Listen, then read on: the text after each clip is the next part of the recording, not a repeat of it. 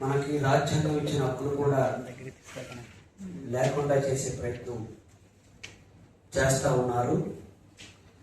ఏ రాజ్యాంగ హక్కుల కోసం మనం పోట్లాడుతున్నామో, జీవించే హక్కు కోసం పోట్లాడుతున్నామో, దాన్ని పరిరక్షించాల్సిన ఉండి ఎమ్మెల్యే రఘురామకృష్ణరాజు గారు తన అహంకారపూరితంగా పేదల ఇల్లు ఏవైతే ఉన్నాయో దాన్ని కూల్చేసే ప్రయత్నం చేస్తున్నారు.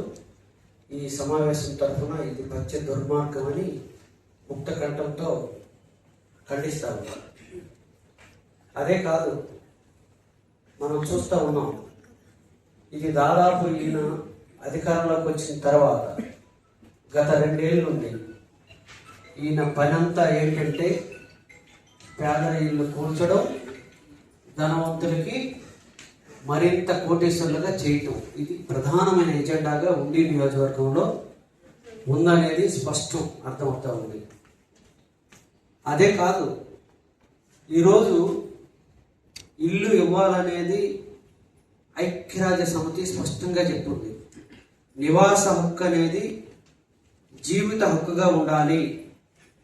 ఎవరికైతే లేదో ప్రభుత్వాలు కూడా దాని ప్రాధాన్యత తీసుకొని చేయాలి. అట్లా లేని ప్రభుత్వాలు సరైనవి కావనేది ఐక్యరాజ్య సమితి దగ్గర నుండి ప్రభుత్వాలకి ఎప్పటికప్పుడు నిర్దేశిస్తూ ఉంటే ప్రతి ప్రభుత్వం ఇల్లు కట్టించాలనే ఒక ఎజెండా ముందుకొచ్చింది. మనందరికి తెలుసు, 2007లో కమ్యూనిస్ట్ పార్టీలు పెద్ద ఎత్తున ఉద్యమాలు చేశాయి. ఆ సందర్భంగానే ఇందిరమ్మ ఇల్లు లాంటివి, అట్లాగే రకరకాలైన పథకాలు వచ్చాయి. అంటే బతకడం ఒక భాగం, జీవించడం అనేది గౌరవప్రదంగా జీవించాలి, చనిపోయేటప్పుడు కూడా గౌరవంగా చనిపోవాలనేది ప్రతి ఒక్కరికి ఒక హక్కు. అట్లాంటిది ఉండి నియోజకవర్గానికి సంబంధించిన రఘురామకృష్ణరాజు భిన్నమైన మనిషిగా ఈరోజు వ్యవహరిస్తున్నాడు. గతంలో ఎంపీగా ఉన్నప్పుడు అట్లాగే చేశారు, ఇప్పుడు ఎమ్మెల్యేగా ఉన్నప్పుడు అట్లాగే చేస్తూ ఉన్నాడు. చేయడమే కాదు, దాన్ని సమర్థించుకుంటా ఉన్నాడు. ఎవరైతే ప్రజా సంఘాల నాయకులు వెళ్తా ఉన్నారో, దీన్ని బలపరుస్తూ ఉన్నారో, వీళ్ళేం చేస్తారనే పద్ధతులు ఉన్నారు. ఒక్కడ మాత్రం చెప్పదలుచుకున్నాం, ప్రజా సమస్యలకు సంబంధించిన దాంట్లో రాజీ లేని పోరాటం చేస్తాం, ఖచ్చితంగా నీ సంగతి ఏదో తేలుస్తామన్న ఉద్దేశంతోనే ఇక్కడ రౌండ్ టేబుల్ సమావేశం జరిగింది. ఎందుకంటే ఆయనకేదో అన్యాయం జరిగిందని, పోలీసులు కొట్టారని, నాకు దుర్మార్గం చేశారని అనేక కేసులు వేశారు. ఈరోజు 1000 కుటుంబాలు కేసులు వేస్తే నువ్వు ఎక్కడ ఉండాలి? జైల్లో ఉండాలి. జైల్లోనే కాదు, జీవించే హక్కు చేసేవాడికి మరణశిక్ష కూడా విధించాలి.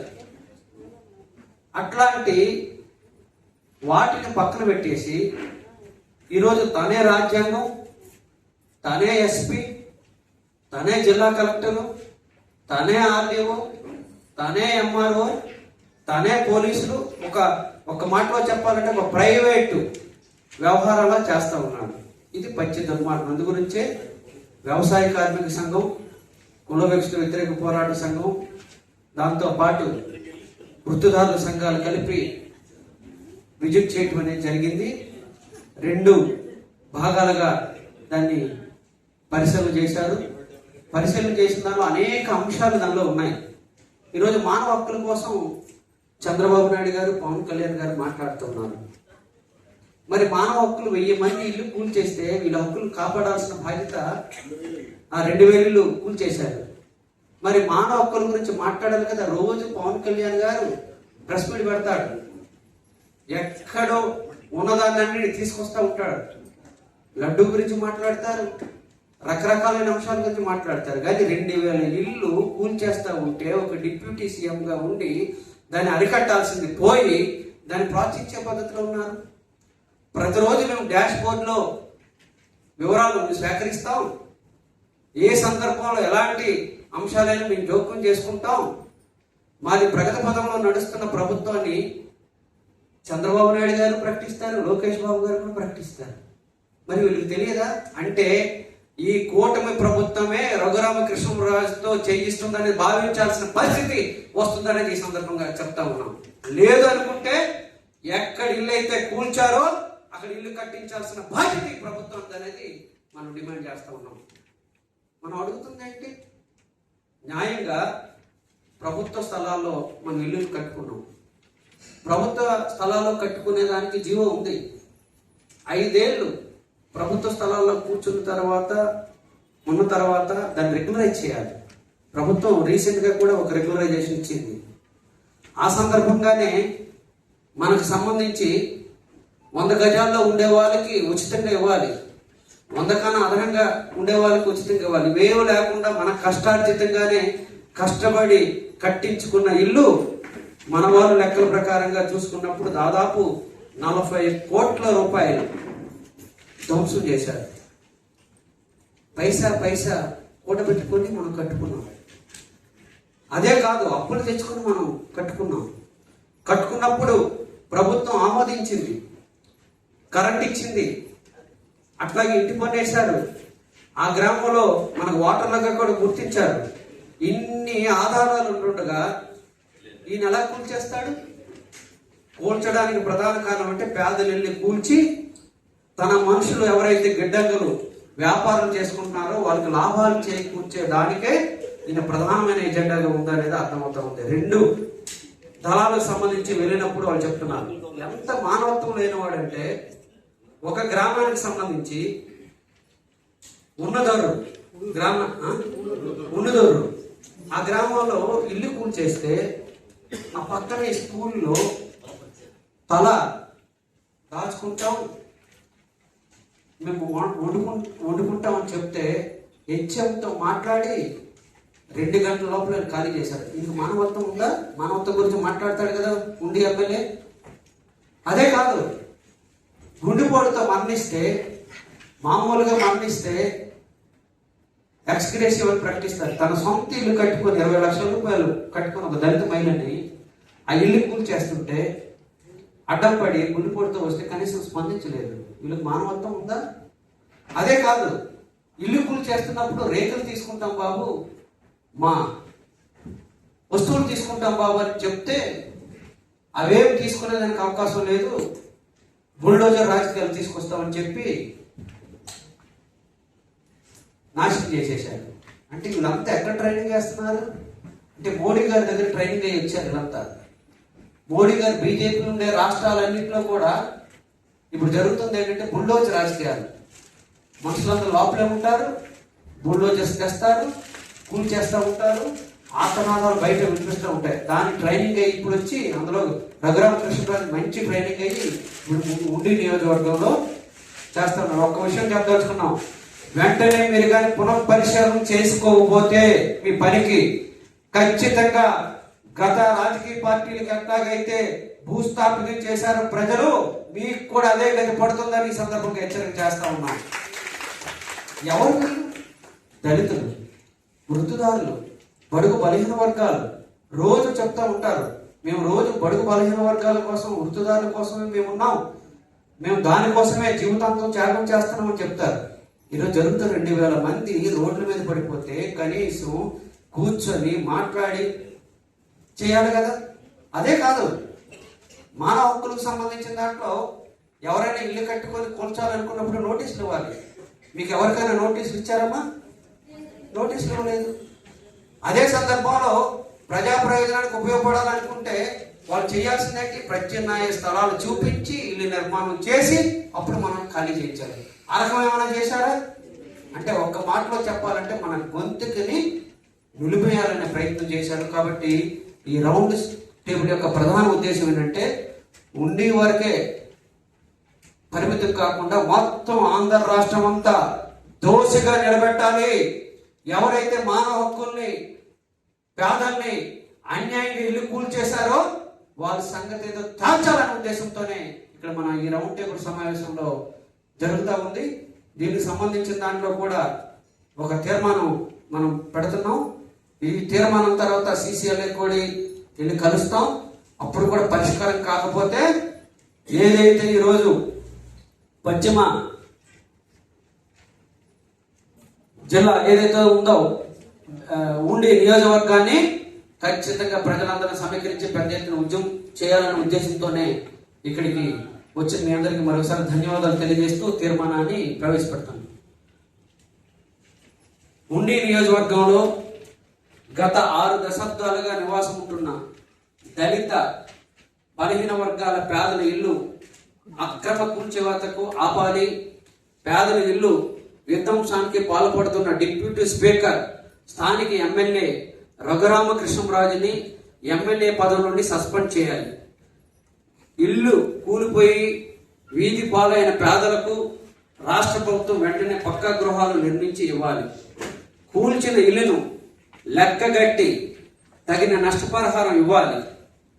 వ్యవసాయ కార్మిక సంఘం, కేవీపీఎస్, వృత్తి సంఘాల రాష్ట్ర ప్రభుత్వానికి డిమాండ్ చేస్తూ ఉన్నాయి. పశ్చిమ గోదావరి జిల్లా ఉండి నియోజకవర్గంలో ఉండి, పాలకోడేరు, ఆకవీడు, కాళ్ళ మండలాల గత 60-70 ఏళ్లుగా పేదలు ప్రభుత్వ స్థలాల్లో కాలువ గట్లు అనేది కొట్టేసేటది నివాసం ఏర్పరచుకొని జీవనం సాగిస్తున్నారు. నివాస స్థలాలను హక్కులను కల్పించాలని ప్రజా సంఘాల ఆధ్వర్యంలో పేదల ఆందోళన చేసిన చోట హక్కులు కల్పించారు. ఈ కాలనీలు ప్రభుత్వం రోడ్లు, కరెంట్లు, మంచినీటి సౌకర్యం కల్పించింది. ప్రతి ఏటా పేదల నుండి ప్రభుత్వం పన్ను వసూలు చేస్తుంది. ఈ ప్రాంతంలో పేదలకు వ్యవసాయ పనులు లేకపోవడంతో అనేక మంది రొయ్యల పరిశ్రమలో కొంతమంది ఉన్న వ్యవసాయం మరియు ఉపాధి పనులు చేసుకుంటూ కాలం గడుపుతున్నారు. యువత యువకులకు అసంఘటిత రంగంలో దగ్గరలో ఉన్న భీమవరం పట్టణానికి వెళ్లి షాపింగ్ మాల్లో, హోటల్లో, భవన నిర్మాణం పనుల్లో చేసుకుంటూ జీవనం సాగిస్తూ ఉన్నారు. ఇలాంటి బడుగు జీవులపై కనీసం మానవత్వం లేకుండా ఇల్లుని కూల్చి వీధి దీపాలు చేశారు. ఈ ప్రాంతంలో పచ్చటి పొలాలు, ఆహార ధాన్యాలకు నిలయమైన కేంద్రం. ఈ మధ్యకాలంలో వ్యవసాయానికి ఆపేసి పెద్ద పెద్ద పెట్టుబడిదారి భూస్వాములు ఈ ప్రాంతంలో ఒక్కొక్కరికి 100 ఎకరాలు రొయ్యలు, చేపల చెరువులు తవ్వుకొని కోట్ల వ్యాపారం చేస్తూ ఉన్నారు. వారి చెరువులకు పేదలు ఇల్లు అడ్డంగా ఉన్నాయని ఈ ఇల్లును తొలగించడం ద్వారా మరికొంత భూమిని కలుపుకోవచ్చు. ప్రతి చెరువు నుండి నేరుగా రోడ్డు మీదకు వాహనాలు రాకపోకలను ఏర్పాటు చేసుకునేందుకు ఈ పెత్తందారులంతా ఇల్లును ఖాళీ చేయించడానికి ఎమ్మెల్యేలంతా కలిసి కుట్ర పన్నారు. తెలుగుదేశం నాయకత్వంలో కూటమి ప్రభుత్వం అధికారంలో వచ్చిన వెంటనే ఉండి శాసనసభ్యులు డిప్యూటీ స్పీకర్ రఘురామకృష్ణరాజు రూపంలో నరరూప రాక్షసుడు స్థానిక భూస్వాములు, రొయ్యల చెరువుల యజమానులు తొత్తులుగా మారి వారితో కోట్ల రూపాయలు మామూలు తీసుకొని అభివృద్ధి అనే పేరుతో రాత్రే బుల్డోజర్ వందలాది పేదల ఇళ్లను కూల్చివేయించారు. కొన్ని సందర్భాల్లో కలెక్టర్లు అడ్డు చెప్పినా వినకుండా ఉత్తరాది బీజేపీ చేస్తున్న బుల్డోజర్ పాలన ఉండిలో అమలు చేశారు. వందలాది కుటుంబాలు కనీసం కట్టుబట్టలు, వంట పాత్రను కూడా తీసుకోవడానికి అవకాశం ఇవ్వకుండా అత్యంత క్రూరంగా కూల్చివేశారు. అడ్డు వచ్చిన వారిని, మహిళలను కూడా చూడకుండా మగ పోలీసులతో ఈడ్చి పారేశారు. సాలిమట్ల పెద్దరాజు తమ ఇంటిని కూల్చవద్దని బుల్డోజర్ అడ్డుపడగా కాలు విరిగింది. దొండాడ గ్రామంలో ఒక మహిళ తన కళ్ళ ముందే 20 లక్షలు ఖర్చు పెట్టి కట్టుకున్న ఇళ్లను కూల్చివేస్తుంటూ తట్టుకోలేక హార్ట్ స్ట్రోక్ వచ్చి ఆసుపత్రికి పాలైంది. ఇంత దారుణం జరుగుతున్నా రాష్ట్ర ప్రభుత్వం స్పందించకపోవడం దారుణం. ఏ మూల ఏమి జరుగుతున్నా క్షణాల్లో తెలుసుకుంటున్న ముఖ్యమంత్రి మరియు డిప్యూటీ ముఖ్యమంత్రి ఉండిలో జరుగుతున్న విధ్వంసం కనపడకపోవడం ఏమనాలి? లేదా త్రిపులాల వీరే అనుమతి ఇచ్చారా తెలియదు. గత ఏడాది కాలంలో ప్రారంభమైన విధ్వంసం నేటికి కొనసాగుతూనే ఉంది. ఉండి మండలం ఉన్నదరులో 70 ఇళ్లు, పాములపర్లో 8, ఉండి 5, ఎండగండి 10, మొత్తం 98 ఇళ్లు కూల్చేశారు ఉండి మండలంలో. పాలకోడూరు ఏఎస్ఆర్ నగర్లో 75 ఇళ్లు, కొలల కోడేరులో 30 ఇళ్లు, కండ్ర 4, మొగళ్ళు 32, మొత్తం కలిపి 141 ఇళ్లు, 40 షాపులు కూల్చేశారు. ఆకవిడి మండలంలో సిద్ధపురం 10 ఇళ్లు, ధర్మపురం అగ్రహారం 50 ఇళ్లు, దుంపగడప 60 ఇళ్లు, కార్మిక నగర్ 100 ఇళ్లు, కోళ్లుపర్రు 70 ఇళ్లు, మొత్తం 530 ఇళ్లు కూల్చేశారు. కాలమండలం వండాడులో 35 ఇళ్లు, వేంపాడు 20 ఇళ్ళు, పల్లిపాలెం 5, ఏలూరుపాడు 20, పెదమేరం 25, కాలంలో 10 షాపులు మొత్తం కలిపి 125 ఇళ్లను కూలగొట్టారు. ఉండి నియోజకవర్గంలో గత ఏడాది కాలంలో దళిత బలహీన వర్గాలకు చెందిన 994 ఇళ్లు నేలమట్టం చేసి ఆనవాళ్ళు లేకుండా చేశారు. ఇందులో కనీసం 4 లక్షల నుండి 30 లక్షల వరకు పేదలు పెట్టుబడి పెట్టి కట్టుకున్నారు. ఉదాహరణకు ఉన్నదాల్లో 10 లక్షల నుండి 30 లక్షలు ఖర్చు పెట్టి కట్టుకున్న ఇళ్లను సుమారు 15 ఉన్నాయి. ఇందులో రిటైర్డ్ ఆర్మీ చెందిన వ్యక్తి ఉన్నారు. కాలమండపంలో బండాడ గ్రామంలో దళిత మహిళలు పి కుమారి 20 లక్షలు పెట్టి కట్టుకుంది. కూల్చివేతను తట్టుకోలేక గుండెపోటు గురైంది. ఇటువంటి సంఘటనలు అనేకం ఉన్నాయి. మొత్తం కూల్చివేసిన ఇల్లు సగటున ఒక్కొక్కటి 5 లక్షల చొప్పున లెక్కిస్తే 49,70,00,000 ఉంటుంది. అవిగాక వారు సామాన్య గత ఏడాది కాలంలో పోయిన ఉపాధి, ప్రస్తుతం వారు ఉంటున్న నివాసం, చెల్లిస్తున్న అద్దెలు కలిపితే సుమారు మరో 50 కోట్లు ఉంటుంది. మొత్తం కలిపి 100 కోట్లు పేదలకు నష్టపోయారు. ఇదే ఉండి నియోజకవర్గంలో భూస్వాములకు అండగా ఎమ్మెల్యే పనిచేస్తున్నారు అనడానికి ఉదాహరణ. మొగళ్ళ గ్రామంలో ప్రభుత్వ చెరువు గట్టున ఆక్రమించుకున్న పెత్తందారులు 3 ఇళ్లను కట్టుకున్నా వారి జోలికి వెళ్ళలేదు. పాలకోడూరు మండలంలో కొంతమంది పలుకుబడి కలిగిన భూస్వాములు 15 ఎకరాలు శివాయ్ ఇజాన్ భూమిని ఆక్రమించుకొని వారి జోలికి వెళ్ళలేదు. ఈ ప్రాంతంలో పెత్తందారులు ప్రభుత్వ స్థలాలు, కాలువ గట్లపై వ్యక్తిగత గెస్ట్ హౌస్ కట్టుకున్న వారి జోలికి వెళ్ళలేదు. దీని బాధ్యత ఎవరు? స్థానిక ఎమ్మెల్యే రఘురామకృష్ణరాజు మరియు రాష్ట్ర ప్రభుత్వం దళితులకు మాకు అన్యాయం చేయొద్దని వేడుకుంటే దళితుల ఓట్లు మాకు అవసరం లేదని ఎమ్మెల్యే మాట్లాడడం మదమెక్కిన అహంకారానికి నిదర్శనం. కాబట్టి 100లాది పేదల ఇల్లు అక్రమంగా కూల్చేసిన పాపానికి ప్రభుత్వం బాధ్యత వహించాలి. నష్టపోయిన పేదలకు న్యాయం చేయాలి. లేని పక్షంలో ఉండి పేదలను అండగా ఉండి రాష్ట్ర వ్యాప్త ఉద్యమం చేపట్టాల్సి వస్తుంది. ఈ వేదిక ప్రభుత్వానికి హెచ్చరిస్తా ఉంది. డిమాండ్స్: 1. కూల్చివేసిన ప్రతి ఇంటికి లెక్కగట్టి పరిహారం చెల్లించాలి. కూల్చిన ప్రతి ఇంటికి ప్రత్యామ్నాయంగా ప్రక్క ఇల్లు గృహం నిర్మించి ఇవ్వాలి. సర్వం కోల్పోయిన ప్రతి కుటుంబానికి పునరావాసం కింద 10 లక్షలు చొప్పున చెల్లించాలి. భూస్వాములు అమ్ముడిపోయి పేదల ఇల్లు కూల్చివేస్తున్న స్థానిక ఎమ్మెల్యే రఘురామకృష్ణరాజుని పదవి నుండి తొలగించి క్రిమినల్ కేసులు పెట్టి అరెస్ట్ చేయాలి. ఈ కాలనీలో ఏడాది పాటు ఉపాధి హామీ పనులు కల్పించాలి. చివరిగా వారికి ఉచితంగా రేషన్, విద్యుత్తు, మంచినీరు సదుపాయాలు అందించాలని ఈ రౌండ్ టేబుల్ సమావేశం సందర్భంగా మిమ్మల్ని అందరి తీర్మానాన్ని ప్రవేశపెడుతున్నాను.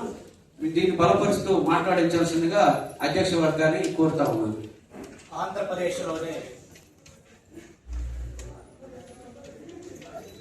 ఉండి నియోజకవర్గం, ఆంధ్రప్రదేశ్ డిప్యూటీ స్పీకర్గా ఉన్నటువంటి రాజ్యాంగబద్ధంగా కలిగినటువంటి కనుమూరి రఘురామకృష్ణరాజు యొక్క కన్నసన్నంలో రాజ్యాంగ యంత్రం చేస్తున్నటువంటి రావణ కాష్ట పైన ఆంధ్రప్రదేశ్ వ్యవసాయ కార్మిక సంఘం, కుల వివక్ష వ్యతిరేక పోరాట సంఘం, వృత్తిదారుల యొక్క సంఘాల సంయుక్తంగా ఆ యొక్క 4 మండలాల్లో ఉన్నటువంటి బాధిత కుటుంబాలని పరామర్శ అయిపోయింది. ఇది యాదృచ్ఛికం జరిగింది కాదు. ఏదైతే రాజ్యాంగబద్ధంగా వెనకైనటువంటి డిప్యూటీ స్పీకర్ గా ఉన్నటువంటి రఘురామకృష్ణరాజు తమ యొక్క తప్పుల్ని కప్పిపుచ్చుకోవటం కోసం, తమ చేసిన అవినీతి భాగవతం నుంచి బయటపడటం కోసం, ఏదైతే అక్కడ ఉన్నటువంటి పేదలుగా ఉన్నటువంటి 2,000 కుటుంబాలు పైగా ఉన్నటువంటి పేదల యొక్క ఇళ్లని ఏ రకంగా దుర్మార్గంగా బుల్డోజర్లతో కూల్చివేసి నామరూపం లేకుండా చేసి అక్కడ ఉన్నటువంటి పేదలు అడ్డుపడుతున్నా కానీ వాళ్ళని పక్కన నెట్టేసి దాదాపు 150-200 మంది పోలీసులను పెట్టి పక్కన నెట్టేసి చేసిన దుర్మార్గం మీద పరిశీలన చేశాం. ఈ పరిశీలన చేసిన అంశాలని ఈ రాష్ట్ర ప్రజానీకానికి తెలియాలి. రాష్ట్రంలో ఎవరైతే వాదన కోసం, వాదన విముక్తి కోసం పోరాటం చేస్తున్నారో వాళ్ళందరినీ కలిసి శిక్ష చేయాలని ఉద్దేశంతో ఈరోజు ఈ 3 సంఘాలు ఈ రౌండ్ టేబుల్ సమావేశాన్ని నిర్వహించాయి. ఈ యొక్క చర్చా వేదికకి 4 మండలాలు ఉన్నాయంటి బాధిత కుటుంబాల నుంచి వచ్చారు. మరో పక్క ప్రజా సంఘాలుగా, దళిత సంఘాలుగా, ఉద్యమ సంఘాలుగా, కార్మిక సంఘాలుగా వచ్చారు. వ్యవసాయ కార్మిక సంఘం రాష్ట్ర ప్రధాన కార్యదర్శి లోకనాథం గారు తీర్మానం ప్రవేశపెట్టారు ఒక 6 అంశాల మీద. ఈ 6 సంబంధించిన విషయాల మీద మేము 3 సంఘాలే కాకుండా ఎవరైతే దీనికి కలిసి వస్తారో కలిసి వచ్చే వాళ్ళందరినీ కూడా కలుపుకొని ఐక్య కార్యాచరణ చేయటం కోసం ఈ యొక్క చర్చా వేదిక ఉద్దేశం. కాబట్టి ఈరోజు రఘురామకృష్ణరాజు తన పలు సంఘటనలో చేసిన దుర్మార్గాలు బయట ప్రపంచానికి తెలిపి ఆ రకంగా ఏదైతే చట్ట సభలు ఉన్నాయో, న్యాయ సంస్థలు ఉన్నాయో, ఎవరైతే మంచి కోసం ఆలోచిస్తారో వాళ్ళందరూ కూడా కలిసి న్యాయం కోరటం కోసమే ఈ యొక్క చర్చా వేదిక కార్యక్రమం. ఈ కార్యక్రమానికి బాధిత కుటుంబాలు వచ్చారు, సంఘాలు వచ్చారు, తీర్మానం ప్రవేశపెట్టబడింది. ఉద్యమ కార్యాచరణ కూడా మీకు తెలియజేయడం జరిగింది. ఒకటి, ఈ విషయం మీద బయట ప్రపంచానికి తెలియజేయాలి.